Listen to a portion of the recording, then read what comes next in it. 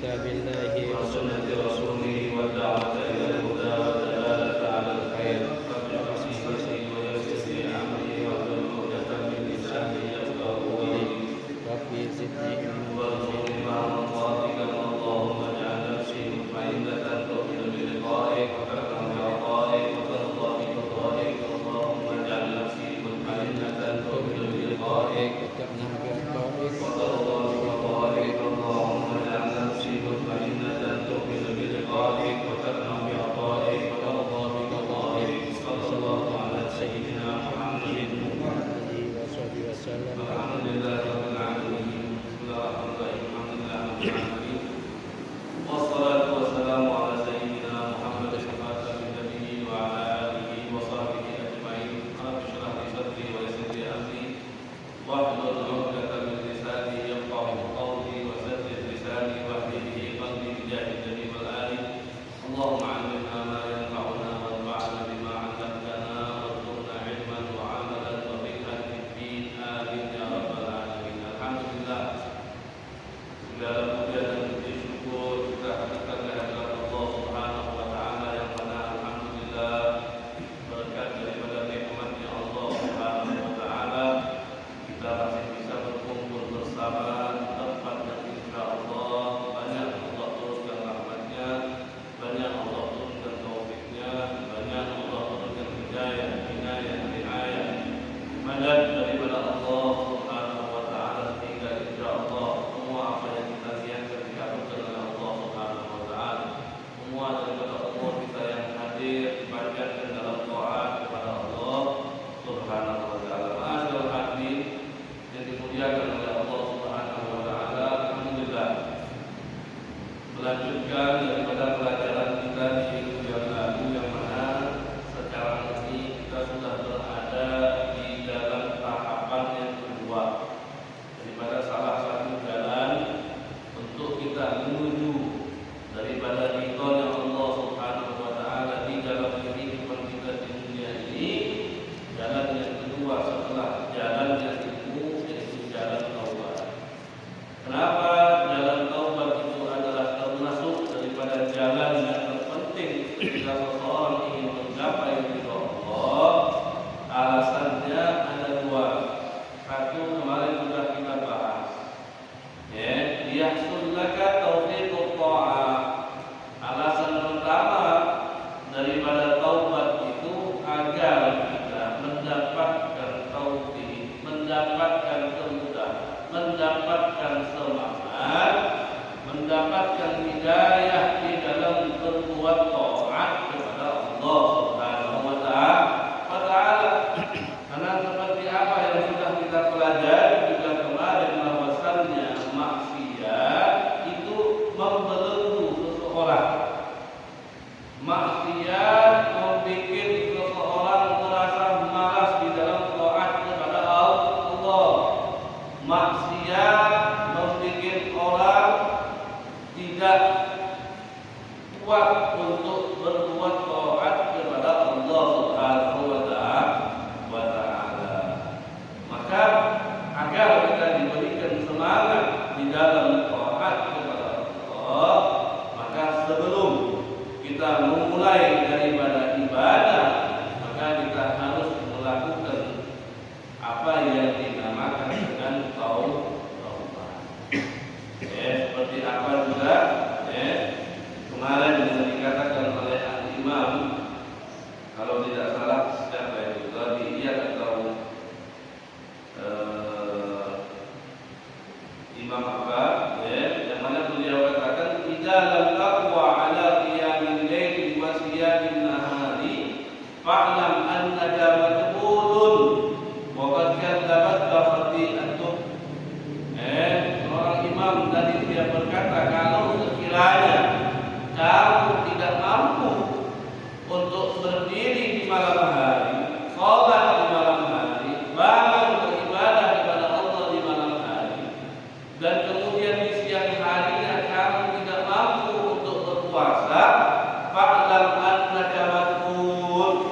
Kata imam tersebut, maka ketahuilah sesungguhnya kamu sedang dalam keadaan terbelenggu. Wa qad kadzabat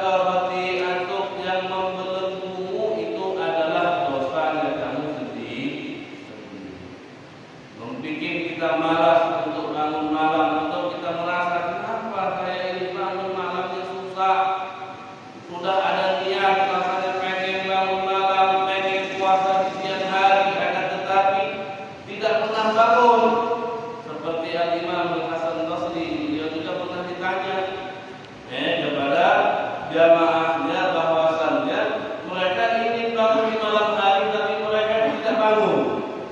Apa yang dikatakan oleh Imam Hasan Basri? Kata beliau, antum qaumun atqalatkum dunubukum, kata Imam Hasan Basri. Antum qaumun atqalatkum dunubukum, kamu itu, kalian itu adalah suatu kaum yang memberatkan kalian, itu adalah dosa-dosanya tadi.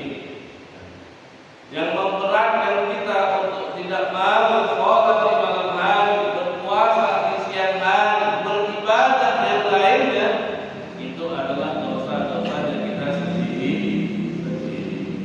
Maka sangatlah penting ketika kita memulai beribadah kepada Allah Subhanahu wa taala, hal pertama kali yang kita lakukan setelah kita mempelajari, setelah kita tahu apa yang difardukan oleh Allah, apa yang dilarang oleh Allah, hal yang harus kita lakukan setelah itu adalah bertaubat kepada Allah Subhanahu wa taala.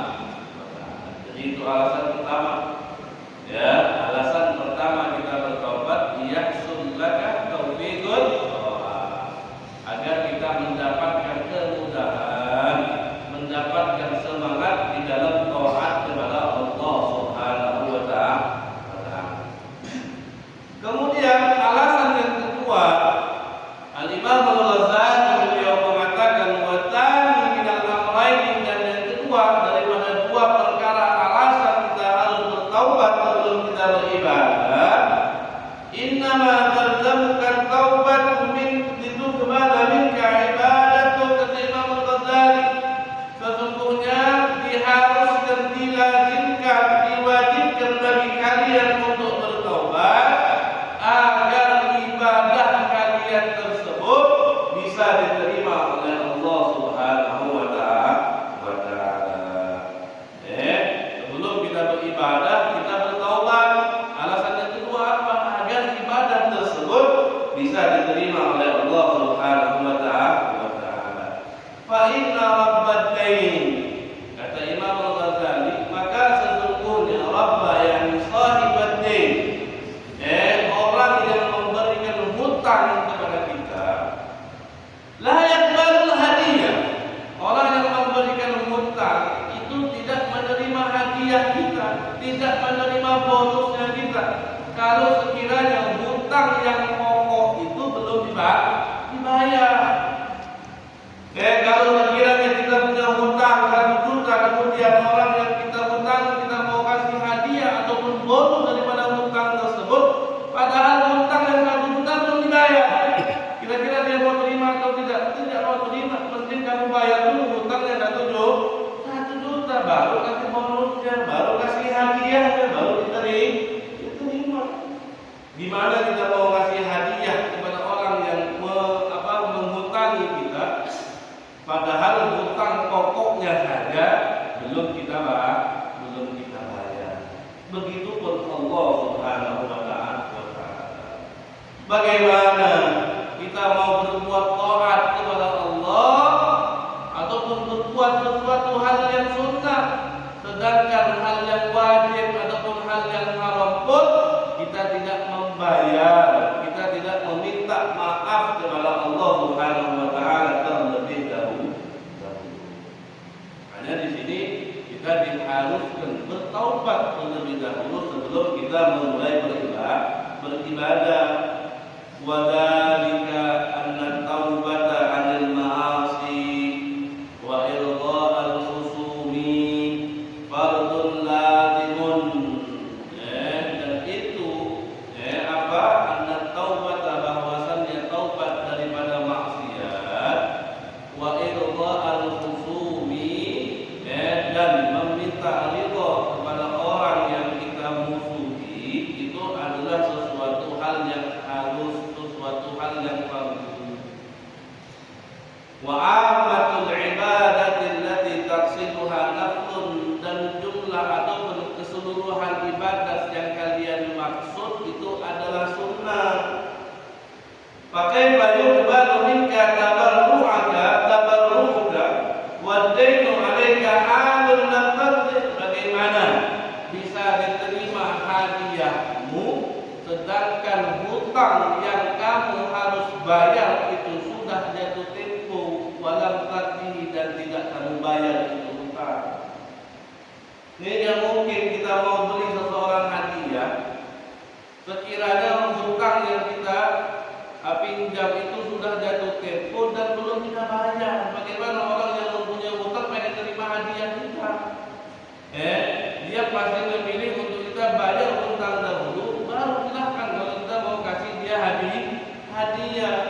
Begitupun juga di dalam kita kepada Allah Subhanahu wa Ta'ala. Maka taubat itu adalah sesuatu hal yang harus, dan semua ibadah yang kita tuju itu adalah sesuatu hal yang sunnah. Jadi kita dahulukan dulu itu taubat, baru kita beribadah kepada Allah Subhanahu wa Ta'ala. Wa kaifa tatruku li ajlihi al-halala wal mubaha wa anta musirrun ala fi'lil mahdhuri wal haram. Bagaimana bisa karena Allah kita lakukan sesuatu hal yang halal, karena Allah kita lakukan sesuatu hal yang mubah, akan tetapi pada saat itu pun juga kita masih melakukan sesuatu hal yang dilarang, kita masih melakukan sesuatu hal yang diharamkan oleh Allah Subhanahu wa Ta'ala. Kira-kira dua hal seperti ini bisa bergandengan atau tidak? Tidak mungkin. Tidak mungkin sesuatu hal yang halal dan yang haram bisa kita lakukan dengan bersamaan. Maka di sini beliau katakan juga wa kaifa tunaji wa tad'u wa tughni 'alaih. Bagaimana kalian mengadu kepada Allah, kalian berdoa kepada Allah, kalian memuji Allah, sedangkan Allah pada saat itu alaika ghadban, marah kepada kalian. Bagaimana kita dalam keadaan sholatnya, akan tapi Allah murka pada kita di saat itu kita melakukan berbarengan sesuatu hal yang bermaksiat kepada Allah. Maka tadi taubat itu adalah sesuatu hal yang penting, yang harus dahulu kita lakukan sebelum kita memulai daripada beribadah kepada Allah Subhanahu wa Ta'ala. Jadi itu dua alasan. Itu dua alasan kenapa di dalam menempuh jalan yang diridhoi oleh Allah, setelah kita mengetahui sesuatu hal yang diperintahkan dan yang dilarang oleh Allah, sebelum kita melakukan itu dan menghindari itu, hal yang kedua yang harus kita lakukan itu adalah taubat. Kenapa? Ada dua kebijakan itu. Karena dengan taubat kita bisa mendapatkan kemudahan di dalam taat kepada Allah. Di dalam taubat, amal ibadah yang nantinya akan kita lakukan itu diterima oleh Allah Subhanahu wa Ta'ala. Karena tidak mungkin ketika kita beribadah berbarengan dengan ibadah tersebut kita bermaksiat kepada Allah. Ibadah yang di dalam kondisi kita melakukan ibadah tersebut Allah murka kepada kita, bagaimana ibadahnya bisa Allah terima? Di saat kita mengadu kepada Allah dan pada saat itu Allah murka kepada kita, bagaimana Allah bisa menerima aduannya kita? Maka tadi harus kita melakukan taubat terlebih dahulu. Fahada dhahiru halil usadi al-musirrina 'alal ma'siyati wallahu musta'an. Maka ini yang orang yang meninggalkan sesuatu, yang melakukan sesuatu hal yang halal, berbarengan dia melakukan sesuatu hal yang maksiat, ini adalah keadaan yang tampak, yang sering dilakukan orang-orang yang selalu bermaksiat kepada Allah Subhanahu wa Ta'ala. Orang kebanyakan keseringannya seperti itu. Keseringan orang-orang yang bermaksiat terus-menerus, dia keadaannya seperti itu. Dia lakukan sesuatu hal yang halal, akan tapi di saat itu juga dia melakukan sesuatu hal yang dimurkai oleh Allah Subhanahu wa Ta'ala. Fa'in qulta, maka kata Imam Al-Ghazali, Fama makna taubatin nasuhi wa hadduha. Kalau sekiranya kalian bertanya atau katakan kepada Imam Al-Ghazali, terus apa sih yang dinamakan dengan taubat yang nasuha? Apa yang dikatakan dengan taubat yang nasuha? Seperti yang Allah Subhanahu wa taala katakan dalam ayat Al-Qur'an, ya ayyuhalladzina amanu tubu ilallahi taubatan nasuha. Allah katakan, wahai orang-orang yang beriman, bertaubatlah kalian semua kepada Allah dengan taubat yang nasuha. Maka apa yang dimaksud kata Imam Al-Ghazali dengan taubat yang an-nasuh? Wa ma yanbaghi wa hadduha, dan batasnya sampai mana? Wa ma yanbaghi lil 'abdi an yaf'alahu hatta yakhruja min adh-dhunubi kulliha, dan apa saja yang harus dilakukan oleh seorang hamba sekiranya dengan melakukan perbuatan tersebut dia bisa terbebas dari semua dosanya, baik itu dosa yang kecil ataupun dosa yang besar. Di sini di dalam kitab Sirajul Talibin karangan Minhajul Abidin, di sini beliau katakan, "I'lam ayyuhas sa'il ar-raghibu fil khair." Ketahuilah bahwasannya orang yang bertanya, yang menginginkan pertanyaannya atau keinginannya itu di dalam kebaikan. Apa beliau katakan? Anna haqiqat taubati, bahwasannya hakikat taubat min kulli dzambin, dari setiap dosa, asyratu a'malin, itu ada 10 perkara. Hakikat taubat dari setiap dosa yang pernah kita lakukan itu ada 10 perkara. Illa an yakuna al-'abdu tawwaban yuhibbuhullah wa la takunu taubatuhu nasuhan allati syarataha Allah ta'ala wa fassaratha an-nubuwwatu illa an yahduma al-'abdu ashru taubatin min kulli dhanbin. 10 perkara ini dia harus lakukan daripada 10 taubat dari setiap dosa yang dia lakukan, 10 amalan. Yang pertama, tarkul audi ila fi'li dzanbi. Yang pertama di dalam hakikat taubat, tarkul audi ila fi'li dzanbi. Dia harus meninggalkan, tidak kembali lagi di dalam melakukan dosa tersebut. Itu hakikat taubat. Tarkul audi ila fi'li dzanbi. Jadi dia meninggalkan untuk kembali kepada dosa yang dulu pernah dia lakukan. Harus seperti itu. Kemudian yang kedua, yatubu minal qawli fihi, dia bertobat juga untuk mengucapkan maksiat yang pernah dia lakukan. Jangan diucapkan lagi, jangan disebut-sebut lagi, jangan dikenang-kenang lagi. Tsumma yatubu minal ijtimal ma'a sababiz dzanbi, kemudian dia bertaubat untuk berjumpa ataupun berkumpul dengan sebab kiranya yang bisa menyebabkan dia melakukan perbuatan dosa tersebut. Dia bisa minum khamar misalnya. Kalau sekiranya sebab dia minum khamar, kenapa kumpulnya dia dengan teman-temannya? Dia tinggalkan berkumpul dengan teman-teman. Dia bisa seperti ini karena dia datang ke tempat ini, dia tinggalkan sebabnya. Itu adalah bentuk juga daripada taubat. Summa taubatu minas sa'i fi mislihi, taubat juga untuk berjalan kepada maksiat yang sepertinya, yang serupa seperti itu atau sederajat seperti itu, enggak boleh juga dia lakukan. At-taubah minan nadhari ilaih, kemudian taubat juga untuk tidak memandang maksiat yang pernah dulu dia lakukan. Enggak perlu dia lihat-lihat lagi, enggak perlu dia lirik-lirik lagi. Tsumma taubah minal istima' ilal ghaidina bihi,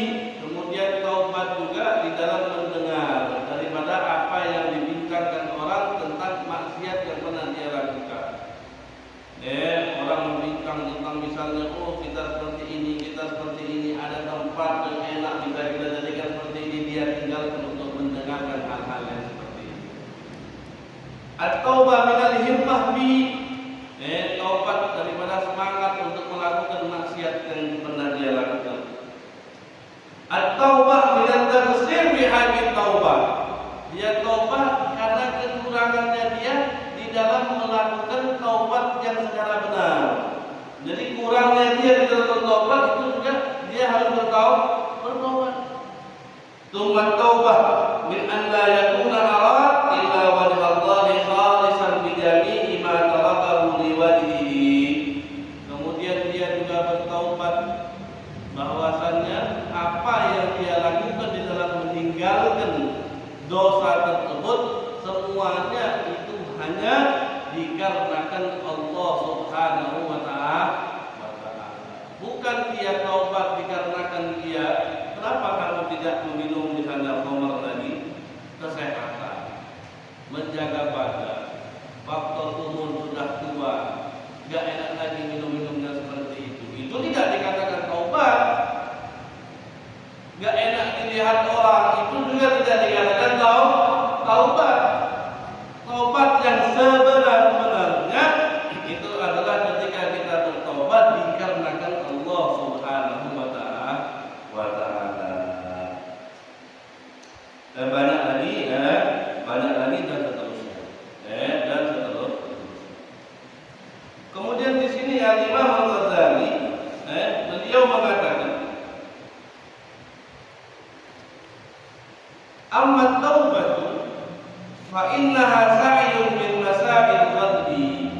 Kata Imam Al-Ghazali, adapun taubat itu adalah sa'yun min masail qalbi, pekerjaan salah satu daripada pekerjaannya hati. Taubat itu adalah salah satu daripada pekerjaannya hati, a'malul qalb. Taubat itu salah satu termasuk daripada pekerjaannya hati. Wahya inda tahsir fi qaulil ulama radhiyallahu anhum tanzihul qalbi aniz-dzanbi.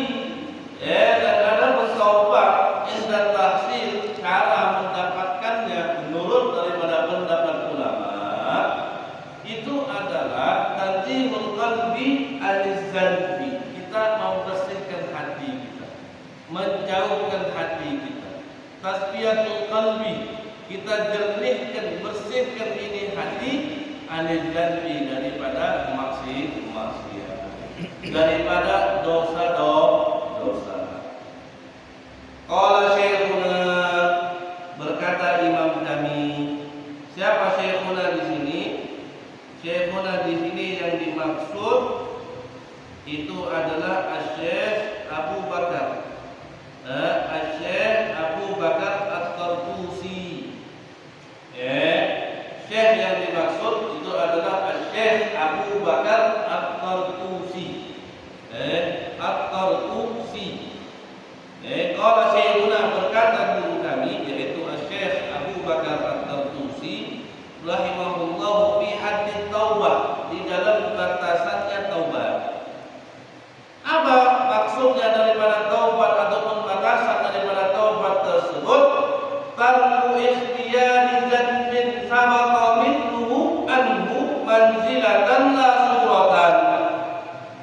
Batasan daripada taubat sesungguhnya meninggalkan keinginan melakukan daripada perbuatan maksiat yang telah lalu, seperti itu atau yang sederajat dengan itu.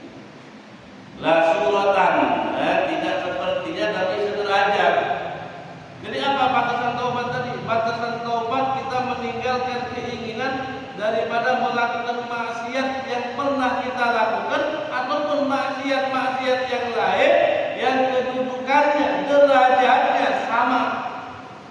Semuanya kita tinggal dulu. Misalnya dia pernah melakukan apa?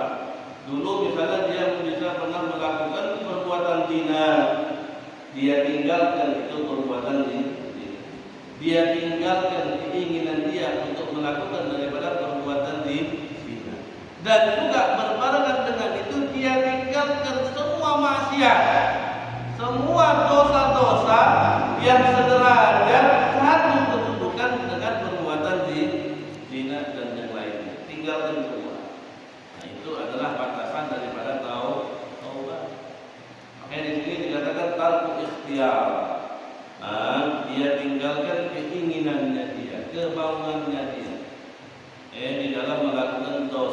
yang pernah dia lakukan atau yang serupa yang sederajat dosa itu yang pernah dia lakukan,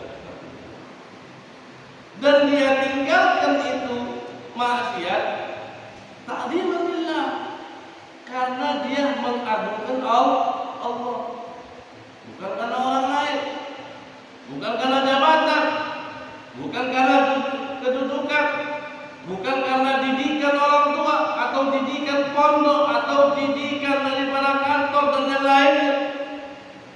Dia tinggalkan itu maksiat karena dia mengagungkan Allah, wa hadaran min sukhtihi, karena takutnya dia daripada murkanya Allah, wa hadaran min sakhatihi, takutnya dia atau hati-hatinya dia daripada kemurkaannya Allah Subhanahu wa ta'ala. Jadi seperti itu baru dinamakan dengan batasannya seseorang di dalam bertaubat. Dia tinggalkan keinginan dia untuk melakukan dosa ataupun maksiat yang pernah dia lakukan, lakukan, atau dosa-dosa yang lain yang sederajat, yang sama kedudukannya dengan maksiat yang pernah dia lakukan, yang mana dia tinggalkan itu motifnya karena Allah, tujuannya karena Allah, niatnya karena Allah, bukan dikarenakan dunia ataupun dikarenakan orang-orang sekitarnya. Falaha idan arba'u syara'idha, kata Imam Al-Ghazali, kalau sekiranya batasan taubat itu seperti apa yang dikatakan guru kami, maka taubat itu berarti memiliki daripada 4 syarat. Kalau sekiranya batasan taubat itu meninggalkan keinginan di dalam melakukan maksiat yang sebelumnya ataupun yang semisalnya karena Allah, maka dengan rujukan daripada apa yang dikatakan guru kami tersebut, maka taubat memiliki daripada 4 syarat. Apa 4 syarat tersebut? Yang pertama, tarku ikhtiyar dzanbi. Syarat taubat yang pertama apa? Tarku ikhtiyar dzanbi, meninggalkan keinginan daripada maksiat. Bagaimana caranya kita meninggalkan daripada keinginan untuk bermaksiat tersebut? Bagaimana? Wahwa ayyuwatina qalbah, dia mengikrarkan hatinya. Yuwatin mugarrir, ayyuwatin yani mugarrir, memantapkan, mengikrarkan dia punya hati. Wa yujarrid azmah, yukhallis, dia murnikan, dia jernihkan tekadnya, ala annahu la yaudu ila dzanbi al-battah, bahwasannya dia tidak mungkin kembali lagi kepada dosa yang pernah dia lakukan al-battah secara pasti. Gak mungkin lagi dia jernihkan tekadnya secara pasti, yakin dia gak mungkin kembali lagi kepada dosa yang pernah dia lakukan. Seperti itu. Syaratnya harus seperti itu. Dia benar-benar bertekad untuk meninggalkan dosa yang pernah dia lakukan. Betul-betul dia bertekad. Jangan cuma masih ragu, masih belum ada tekadnya. Mungkin dia nggak mau lakukan lagi, mungkin dia masih lakukan lagi, maka itu tidak dikatakan dengan taubat. Jadi yang dikatakan dengan taubat yang pertama, kita tinggalkan keinginan kita di dalam melakukan maksiat tersebut. Caranya bagaimana? Ayyuwatin qalbah, mantapkan hati, ikrarkan di dalam hatinya, murnikan daripada tekadnya, kuatkan daripada tekadnya bahwasannya dia betul-betul tidak mau kembali lagi kepada dosa yang pernah dia lakukan. Fa'amma in taraka dzanba wa fi nafsihi annahu rubbama ya'udu ilayhi aw la ya'limu 'ala dzalika bal yataraddad. Maka kalau sekiranya dia tinggalkan dosa tersebut sedangkan di hatinya dia masih katakan rubbama ya'udu ilayhi, mungkin dia kembali lagi kepada maksiat tersebut, atau mungkin dia meninggalkan daripada maksiat tersebut. Bal yataraddad, maka dia masih ragu, masih ragu, masih tidak pasti. Mungkin masih dia lakukan, mungkin juga tidak dia lakukan. Fa innahu rubbama yadallahu orang yang seperti ini, maka kemungkinan besarnya dia akan mengulangi lagi daripada dosa yang pernah dia lakukan. Kalau di dalam hatinya tadi masih belum pasti, di dalam hatinya tadi tekadnya masih belum kuat, maka kemungkinan dia bakal jatuh lagi. Fa innahu mubtadi'un 'anil dzambi ghairu taibin anhu. Nah, orang yang kondisinya seperti ini, seperti apa kondisinya? Dia punya tekad yang pasti. Mungkin dia lakukan lagi itu maksiat, mungkin dia tidak lakukan lagi itu maksiat. Maka orang yang seperti ini dikatakan mubtadi'un 'anil dzambi, orang yang mencegah dirinya untuk tidak melakukan maksiat, ghairu taibin anhu, tapi dia tidak bisa dikatakan orang yang bertobat daripada maksiat tersebut. Karena apa? Karena mungkin pada saat itu saja, saya tidak mau begitu. Tapi mungkin ke depannya dia bakal lakukan lagi. Jadi tidak dibilang dia bertobat, tidak. Tapi ketika dibilang dia mencegah dirinya untuk tidak bermaksiat, betul. Dia cegah pada saat itu dirinya untuk tidak bermaksiat, akan tetapi tidak dikatakan orang yang tadi itu bertobat kepada Allah Subhanahu wa ta'ala. Karena apa tadi? Karena hatinya tadi belum mantap, tekadnya tadi belum kuat, dia belum bisa memantapkan dia punya hati untuk betul-betul tidak kembali lagi kepada maksiat yang pernah dia lakukan. Wasaniyah, dan yang kedua daripada syarat taubat, ayyatuba min dzanbin qad sabaqa anhu mithluhu, dia harus bertaubat dari dosa yang pernah dia lakukan. Idzaw lam yasbiq anhu mithluhu, kalau sekiranya belum ada dosa yang dulu pernah dia lakukan, lakana muttaqiyan ghairu ghaibin, maka orang seperti itu dikatakan orang yang berwaspada, orang yang berhati-hati, tidak melakukan maksiat, bukan dikatakan orang yang bertobat. Jadi misal dia belum sama sekali melakukan perbuatan zina. Ketika orang belum sama sekali melakukan perbuatan zina, kemudian pada saat itu dia tidak melakukan zina, apakah dia dikatakan orang yang bertobat? Tidak. Dia tidak dikatakan orang yang bertobat. Dia dikatakan orang yang menjaga dirinya, orang yang berhati-hati untuk tidak melakukan daripada perbuatan zina. Tapi dia tidak dikatakan orang yang bertobat, tidak. Makanya salah satu syarat daripada taubat tadi harus adanya dosa ataupun maksiat yang pernah dia lakukan, sekiranya itu menjadi dasarnya dia untuk bertobat kepada Allah Subhanahu wa ta'ala.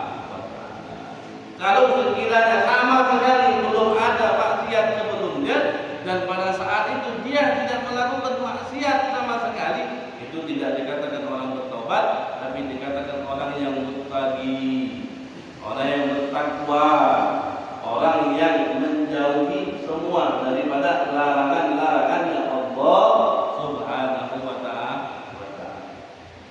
Ala tara annahu yasihul qawlu bi anna an-nabiy sallallahu alaihi wa sallam kana muttaqiyan 'anil kufri wa la yasihul qawlu bi annahu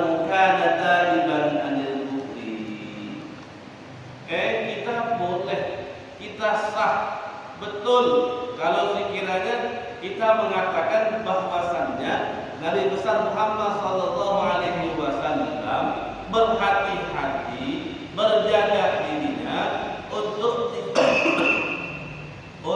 tidak jatuh dalam perbuatan yang kufur, untuk tidak jatuh di dalam kekafiran. Boleh atau tidak boleh? Boleh kita katakan bahwasanya Nabi besar Muhammad menjaga dirinya untuk tidak jatuh di dalam lubang kekufuran kepada Allah. Tapi tidak boleh bagi kita untuk mengatakan bahwasannya Nabi besar Muhammad bertaubat dari kekufuran, bertaubat dari kekafiran. Tidak boleh. Tapi boleh bagi kita mengatakan Nabi besar Muhammad menjaga dirinya agar tidak terjerumus daripada sesuatu hal yang bisa mengkafirkan dirinya. Boleh. Tapi tidak boleh kita katakan Nabi besar Muhammad bertaubat dari hal-hal yang mengkafirkan dirinya. Boleh atau tidak? Tidak boleh. Kenapa? Karena Nabi besar Muhammad dari semenjak diciptakan sampai beliau diutus oleh Allah, beliau tidak dalam keadaan yang mengkafirkan diri beliau. Tidak kafir beliau. Maka tidak boleh kita katakan Nabi besar Muhammad kembali daripada kekafiran menuju kepada Islam, tidak bisa. Tapi boleh kita katakan Nabi besar Muhammad menjaga dirinya untuk tidak terjatuh kepada kekafiran. Berbeda, kenapa? Ia dalam jasbin an-kufrun bihalin wa anna Umar bin Khattab radhiyallahu anhu kana ta'iban anil kufri lima sabaqa anhu tadi. Berbeda dengan Sayyidina Umar bin Khattab. Kalau Sayyidina Umar bin Khattab, kalau kita katakan Sayyidina Umar bin Khattab kembali daripada kekufuran kepada Islam, boleh atau tidak? Boleh. Karena Sayyidina Umar sebelumnya dia menyembah daripada berhala-berhala, kufur kepada Allah Subhanahu wa taala, kemudian baru dia masuk Islam. Jadi sesuatu hal yang didahului oleh kekufuran tadi, ketika dia masuk Islam, boleh dikatakan orang ini kembali daripada kufur kepada Islam. Tapi tidak sah kalau kita katakan itu terhadap baginda Nabi besar Muhammad sallallahu alaihi wasallam. Jadi syarat yang kedua tadi apa? Syarat yang kedua daripada taubat tadi harus didahului dengan dosa yang pernah dia lakukan. Ketika dia mempunyai dosa, kemudian dia tinggalkan keinginan untuk melakukan dosa itu lagi, baru bisa dikatakan orang ini bertaubat. Kalau sekiranya tidak ada dosa sebelumnya, maka dia tidak dikatakan bertaubat, tapi dia dikatakan orang-orang yang muttaqun, orang-orang yang bertakwa kepada Allah Subhanahu wa ta'ala. Wallahi satu, kemudian yang ketiga, annal ladzi sabaqa yakunu mithla ma yasbuqu ikhtiyarahu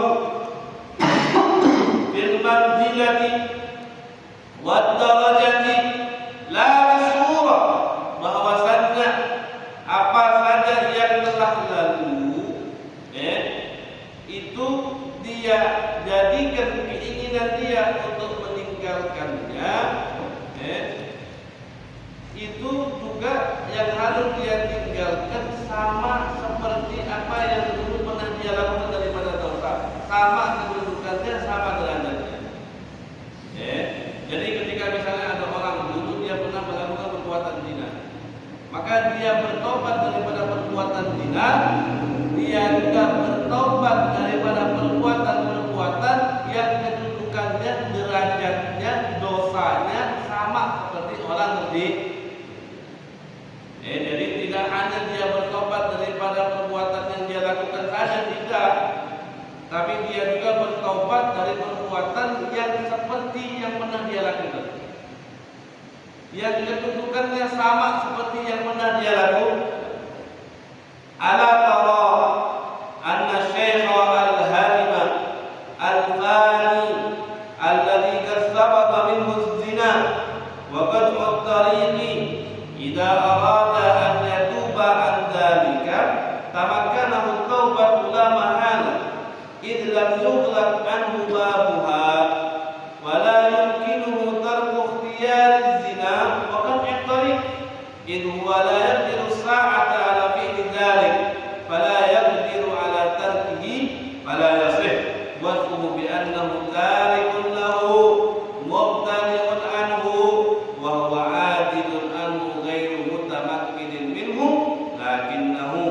yabiru ala ma huwa mithlu dinar wa qat'i tariqi fil manzilati wad darajati kal qadbi wal ghibati wan namimah.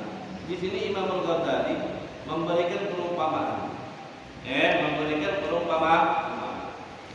Karena apa tadi? Syarat taubat yang ketiga tadi apa? Syarat taubat yang ketiga, kita harus meninggalkan perbuatan dosa yang sama kedudukannya seperti dosa yang pernah kita lakukan dulu. Kita harus meninggalkan semua itu. Kata Imam Al-Ghazali, perumpamaannya sekiranya kalau misalnya ada orang yang tua, al-harim yang lemah, al-bani yang sudah mendekati kefanaan, orang tua bentar lagi mati, alladzi tasabbaqa minhu azina, yang mana di masa mudanya dulu dia pernah melakukan daripada perbuatan zina. Wa qat'ut tariq, dia juga pernah melakukan perbuatan qat'ut tariq. Qat'ut tariq kalau bahasanya sekarang ini apa? Begal. Begal qat'ut tariq. Hukumannya di dalam syariat itu besar. Kalau dia membunuh harus dibunuh haddan secara syariat, bukan qisas. Pembunuhan yang dilakukan oleh orang-orang yang di jalanan, memotong jalannya seseorang, merampok dan membunuh, maka di dalam syariat itu hukumnya secara had. Jadi di dalam hukum itu ada had, ada qisas, ada takdir.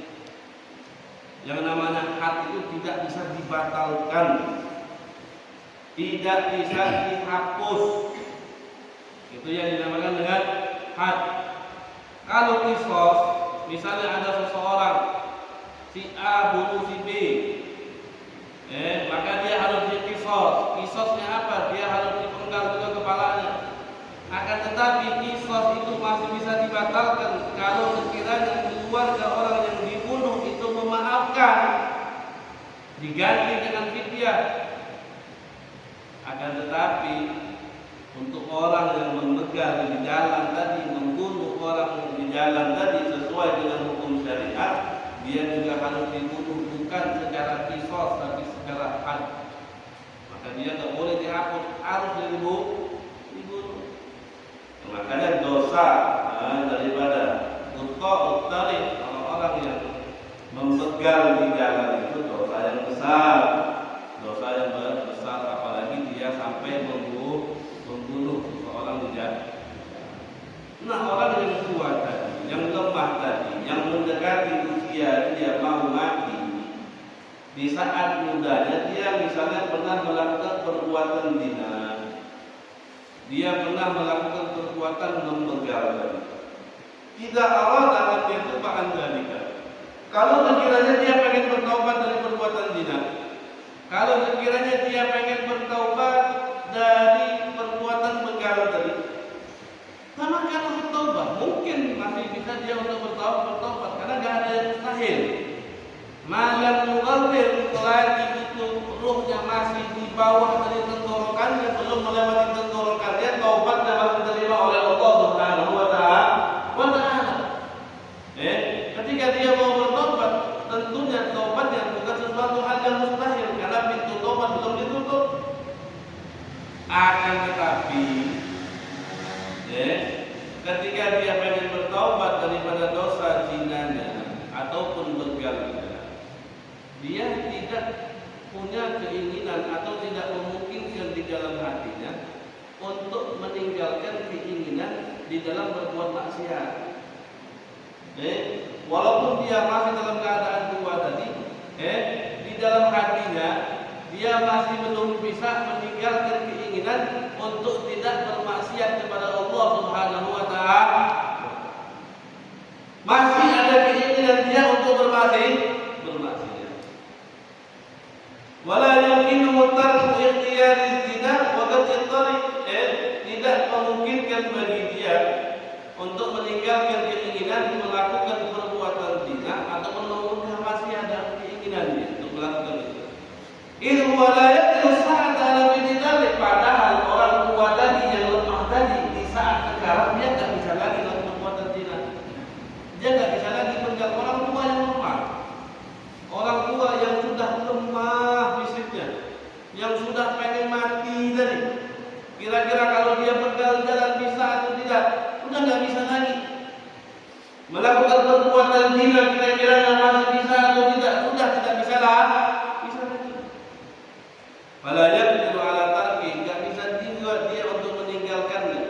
Maka orang yang seperti itu tadi, walaupun dia tidak mampu melakukan dosa yang lalu, tapi dia tidak mempunyai keinginan untuk meninggalkan dosa tersebut, maka orang tersebut tidak bisa disifati dengan orang yang meninggalkan maksiat, wa huwa ajidun anhu ghairu mutamakkinin minhu.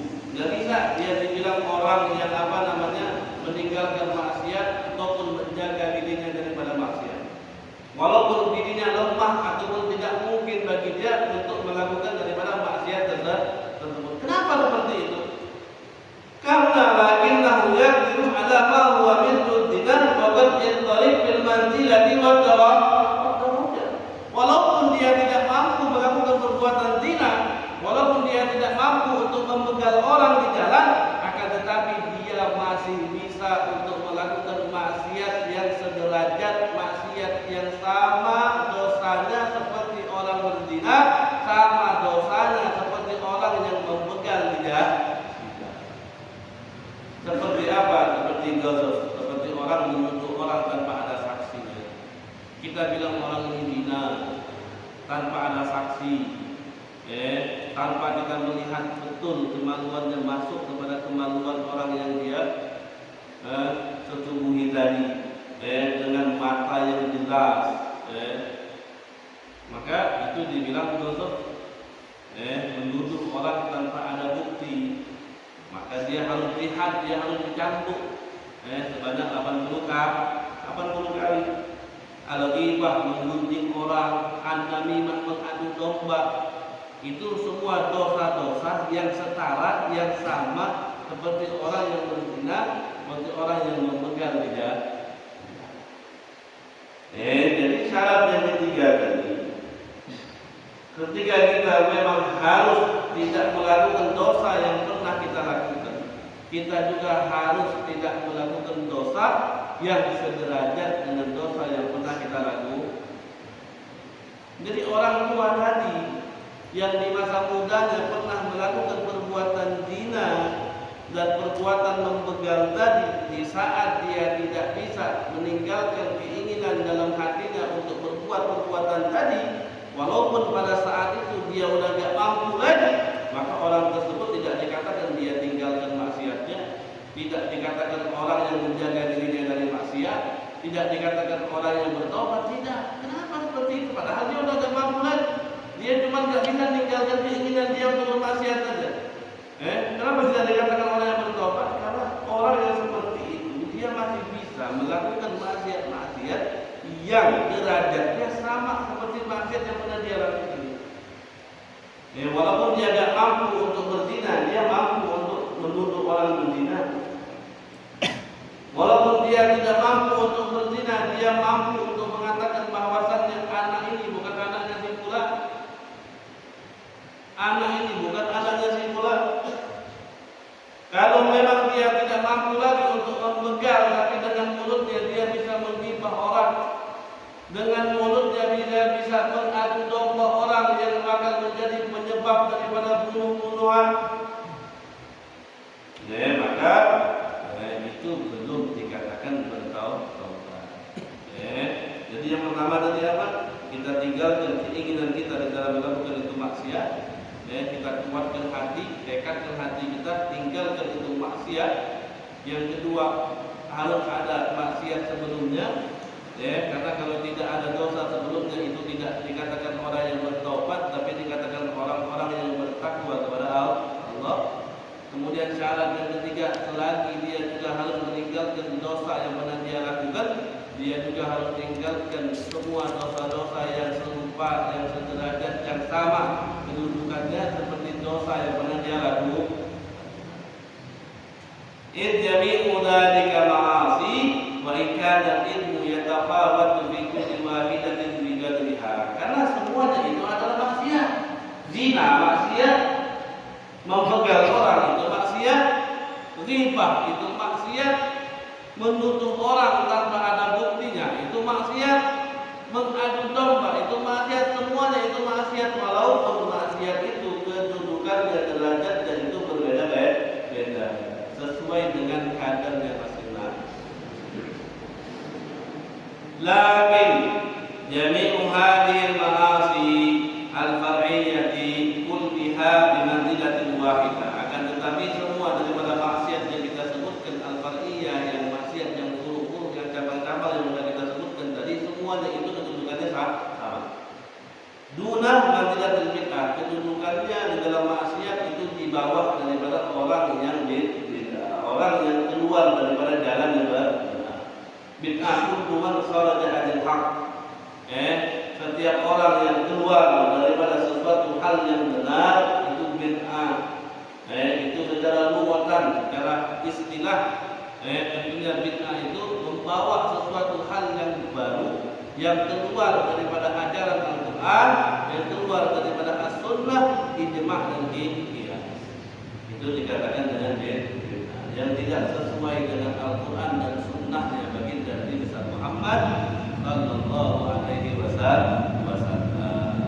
Dan hati-hati orang yang berbid'ah ini melakukan sesuatu hal yang baru yang tidak sesuai dengan tujuan ataupun daripada Al-Quran dan Sunnah, orang tersebut akan dijauhi oleh baginda Nabi besar Muhammad sallallahu alaihi wasallam. Seperti disebutkan di dalam hadis Al-Haud. Hadis Al-Haud ini hadis yang mutawatir, hadis yang banyak sekali riwayatnya. Bahkan lafaz-lafaznya, tambahan-tambahannya banyak sekali diriwayatkan oleh sahabat. Salah satu daripada hadis ini bahwasanya ketika Nabi besar Muhammad sallallahu alaihi wasallam menunggu kita, Nabi itu menunggu kita di beberapa tempat. Nabi bakal menunggu umatnya di beberapa tempat, di mizan, di sirat, dan juga salah satunya di Al-Haud, telaga haudnya baginda Nabi besar Muhammad sallallahu alaihi wasallam. Disitulah Nabi besar Muhammad menunggu daripada umat-umatnya baginda Nabi besar Muhammad sallallahu alaihi wasallam. Kata Nabi pada saat itu, kata Nabi, aku didatangi oleh beberapa gerombolan, yang mana gerombolan tersebut aku kenal sama mereka, kata Nabi. Mereka juga kenal sama aku, kata Nabi. Maka ketika aku pengen mendekati, menyambut daripada mereka, kata Nabi, aku dihalangi oleh beberapa malaikat.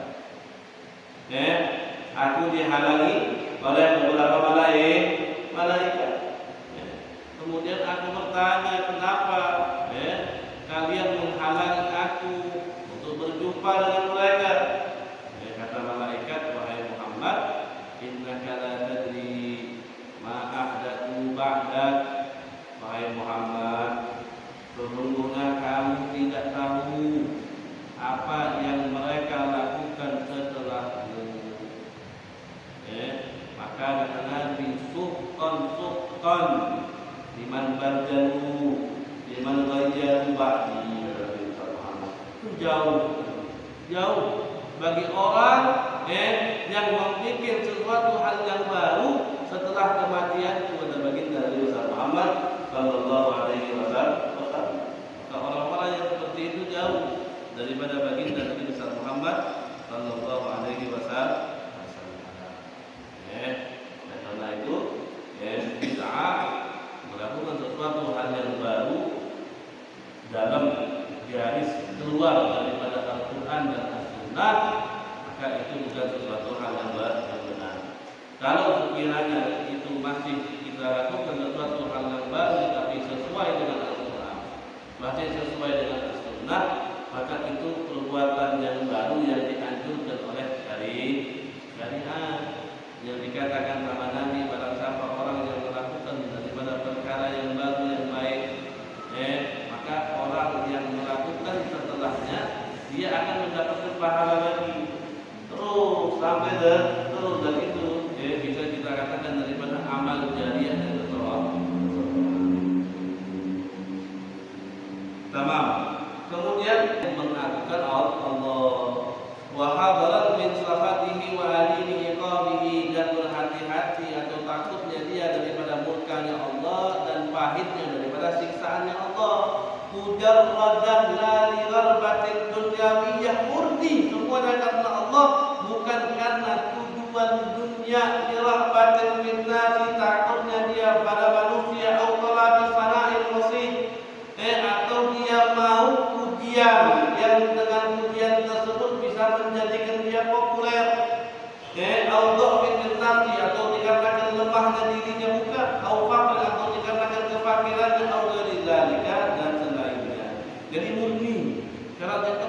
murni kita tinggalkan itu dosa karena Allah. Karena Allah, bukan karena pada saat ini kita lemah, nggak mampu lagi, bukan karena kita nggak bisa beli itu, dikarenakan kita miskin, bukan takutnya kita kepada manusia tidak mau mendekat lagi kepada kita, atau bukan dikarenakan tujuan duniawi yang lain, bukan dikarenakan kita mengharapkan pujian orang dan dengan pujian kita bisa menjadi terkenal, bukan. Semua itu kita tinggalkan maksiat, semuanya dikarenakan Allah Subhanahu wa Ta'ala. Jadi itu pas syarat tadi. Pas syarat tadi apa? Kita ulangi lagi. Yang pertama, syarat yang pertama kita tinggalkan itu keinginan di dalam berbuat maksiat. Caranya seperti apa? Mantapkan hati. Kita memberikan ikhlas dalam hati kita, murnikan tekadnya kita, kuatkan tekadnya kita, bahwasannya kita tidak akan kembali lagi kepada dosa yang dulu pernah kita lakukan. Itu syarat yang pertama. Syarat yang kedua, ketika orang mau bertobat, dia harus ada dosa yang sebelumnya. Harus ada dosa sebelumnya. Kalau tidak ada dosa sama sekali, itu bukan dikatakan orang bertobat, tapi orang yang bertakwa kepada Allah. Kemudian yang ketiga, apa syarat di dalam bertobat tadi? Dia harus tidak melakukan daripada dosa-dosa yang sederajat, yang sama kedudukannya seperti dosa yang pernah dia lakukan. Dia dulu pernah melakukan zina, ketika dia bertobat daripada perbuatan zina, dia juga tidak boleh melakukan dosa yang sama seperti orang melakukan perbuatan zina. Tidak boleh menuduh orang, tidak boleh menghina orang, tidak boleh mengadu domba orang. Kemudian syarat yang keempat, dia lakukan daripada meninggalkan dosa itu murni semuanya hanya dikarenakan Allah Subhanahu wa Ta'ala. Fahadihi syara'itut taubati wa arkanuha, maka inilah daripada syarat-syarat taubat dan hukumnya. Fa fussilat wastukmilat fahiya taubatun haqiqatun shadiqatun. Kalau sekiranya sudah dia dapatkan itu semua dan dia sudah sempurnakan itu semua, maka taubatnya itu dikatakan taubat yang hakiki, taubat yang benar, taubat yang jujur kepada Allah Subhanahu wa Ta'ala. Jadi seperti itu. Wa amal muqaddimatut taubati fataratul, insyaallah akan kita lanjutkan lagi di pertemuan yang akan datang. Jadi penting sekali kita bertaubat. Mulai dari sekarang pasang niat yang baik, pasang tekad yang kuat. Mari kita bersama-sama membenahi diri kita punya ini hati, kita punya anggota badan ini kita benahi, kita tekadkan betul-betul untuk kita tidak akan melakukan lagi perbuatan maksiat yang sudah pernah kita lakukan dan juga maksiat yang sederajat dengan maksiat tersebut. Semua itu kita lakukan, kita niatkan dikarenakan Allah Subhanahu wa Ta'ala. Jadi sekarang tidak ada istilahnya taubat itu entar-entar, taubat nanti. Kapan mau taubat? Nanti nunggu umur 40 tahun baru taubat. Ada seperti itu. Kalau umurnya nggak nyampe 40, kalau umurnya nggak nyampe 40 tahun sudah. Maka taubat itu sekarang, bukan taubat ketika balik taubat. Ketika sudah nggak ada pekerjaan lagi, yang berat-berat baru mau bertaubat. Nah, taubat itu sekarang ini. Di saat kita sudah sadar dengan dosa yang banyak yang sudah kita lakukan.